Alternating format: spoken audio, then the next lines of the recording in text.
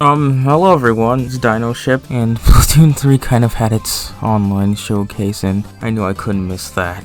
I just feel like I wanted to get my thoughts out there. First, I want to say this game looks absolutely stunning, especially stages like Mahi Mahi Resort and the Splatfest style are just breathtaking. I also want to say how the square in the game is also just completely lively. You can just walk around the whole area. It feels gigantic. And how Ingopolis Square in Splatoon 2, sure you could tell it was some type of city, but something about it was just a bit off. In Splatoon 3, it feels just like a city center, and it looks absolutely fantastic. I do wish there were some areas that were blocked off you could go inside, like the coffee shop, but those could really just be considered nitpicks because the world itself looks beyond alive. So, I of course really like how in the lobby you can do more than just wait. Yeah, it was a very welcome addition. Well, especially for Splatfest events, where sometimes in certain Splatfests, it could feel like it would be ages before you could find anybody.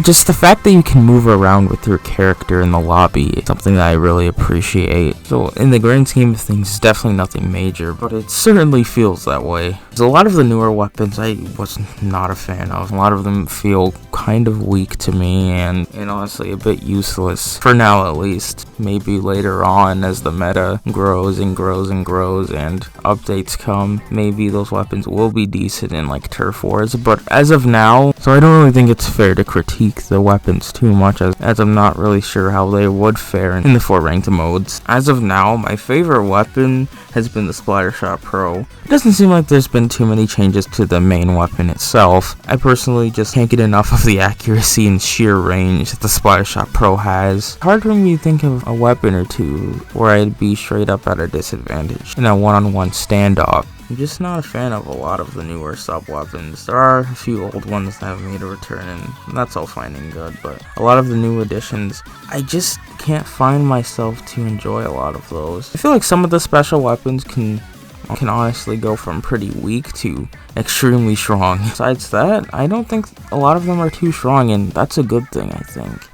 I'd say my favorite new special weapon would have to be the whole crab robot thing. I like how the crab shell is used as protection.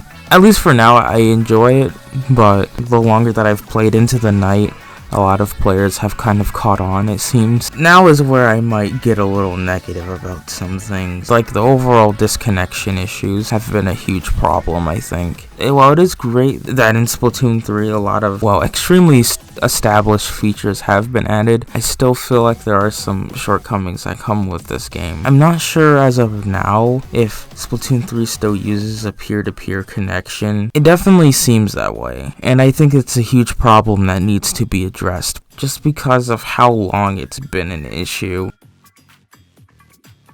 At the end of the day, people are paying to play online. And the reason why I feel like this is a huge problem is because I feel like there's many times where certain squads have, been on a roll or just enjoy playing alongside each other that may or may not be friends, can just be disconnected like that right after a match ends or right before a match starts. And I feel like that's a huge issue because it ruins a lot of the momentum that certain groups have had. I've had that issue in Splatoon 2, where it's just kind of stunted a lot of the fun I've had. I feel like in Splatfest, a lot of the fun is about a lot of the players that you meet and you decide to keep playing with for hours, and with the connection issues still being a problem, I just find it very frustrating. This is the 3rd entry, and they've improved upon many different issues that were present online in the Splatoon series so far, and just the fact that such a glaring issue like this one hasn't been fixed already is a bit upsetting, but I know it's not the end of the world. Speaking of new online feature, a new Splatfest mode called TriColor Battle. I'm gonna be honest, it was honestly kind of tough to consistently find tricolor matches, but whenever I did get them, they could be fun at times. With somebody tricolor matches can be really fun. As someone who was on Team Rock, it was only myself and one other player that I was playing with against 6 other players, so I think it had a lot of fun. I feel like they can kind of turn into kill streak matches since everyone's trying to be in the middle. And at the end of the day, I feel like that is the most important strategy in this mode, but at least as of now, that's my theory. I definitely wouldn't say TriColor battles were as fun as the basic Turf War Splatfest battles, in my opinion, but I'm just glad that Nintendo tried something new. So with all that said, I'm excited for Splatoon 3.